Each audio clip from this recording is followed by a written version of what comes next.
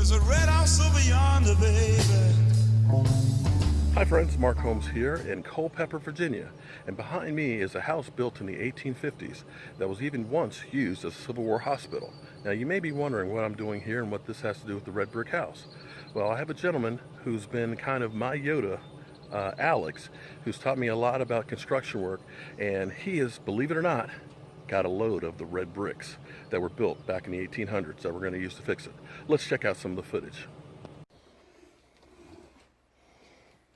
Management, okay. Yeah, see here, you have the principals. I can't see too good, but the principals never could read. But the principles of management are in here. Just remember that. You see them, management concepts, but they're here. There's 5 principles to management. What are the 5? You got a plan. I ran out to get the book. You got a plan. You got to staff your plan. Okay. You got to coordinate your plan. You know, that's going on right. to your customers. Right. You got to follow up on your plan. And you got to supervise your plan. All right. Those are 5 principles. Okay, so if you don't have those, if you're missing one of those, it's going to fall up. Okay. Yeah. So you can look at these dudes here. See all that? You can get a knife and just scratch right all the way through that. Right, yeah. You can't do that like that because there's cement in it. You see that? Like so this was original when the house was originally made, and this was done. When was that probably done? 8 years ago. Oh, okay. Yeah. So that's modern. Yeah, see that? Right. Well, don't tear your house up now. No, but I mean, you can go on through that.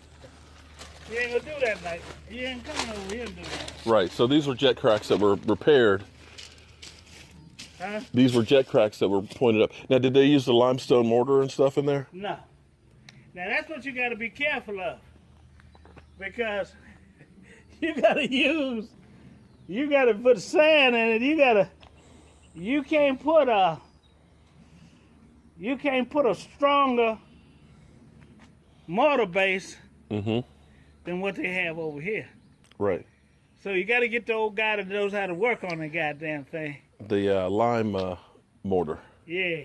Can't use regular Portland because what I was told is it doesn't weep like the old stuff does in between the freeze and thaw. They gotta breathe. Which brings up the other question of the paint being on the building. Huh? Where it's painted. Yeah, see, they fucked up when they did that. Okay, so thanks to Alex, we've got some bricks to take care of our house here. And fortunately, we now have bricks from the 18th century, so that way it'll match up about as close as you can have with this. You know, you can't just go to Home Depot and buy bricks from the 18th century. Now, what I want to show you is 3 bricks. One of these bricks is actually from the red brick house. One is from Alex's house, and the other one is actually a handmade replica. So can you tell which is which? Probably you'll say that this is the handmade replica because the color looks more like consistent of today's bricks. Well, this brick right here is a handmade one from the farmhouse of Alex's back in the 1850s. And this brick right here, you can see the red paint from the red brick house. They're almost an exact match. And to be sure, let's pull one of these that are loose out. Another handmade brick, same size, same color, perfect size. So Alex, thanks for having the bricks for me. So we're waiting on our brick mason to get here so that way he can assess everything that we need to do and get started on working on this. This is getting to be really, really exciting. The fact that I've got bricks from a house that's built around the same period is just amazing. That ain't falling way in if you want to straighten it up some, you know? Right. I would say we'll take it up to about here. Let's take it up at least about here. Okay. You know what I mean? And then we'll go through, and you'll go through and point all this stuff in here and lock it back in. Look as more as more prominent. You know what I mean? That's something we look like about from there to there, probably about 4 inches out of palm, you know? At least. And it's amazing that somebody tried to fix this. Modern bricks and stuff and made it worse. Yeah.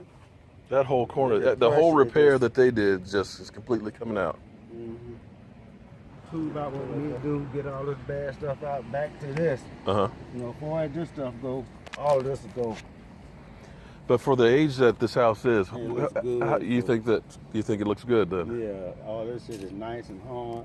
I seen newer houses around Stanton, you know, probably made in the 70s with mortar. You can, they ain't put enough, they got too much sand in it, you can scratch it like that. And it comes off. Yeah.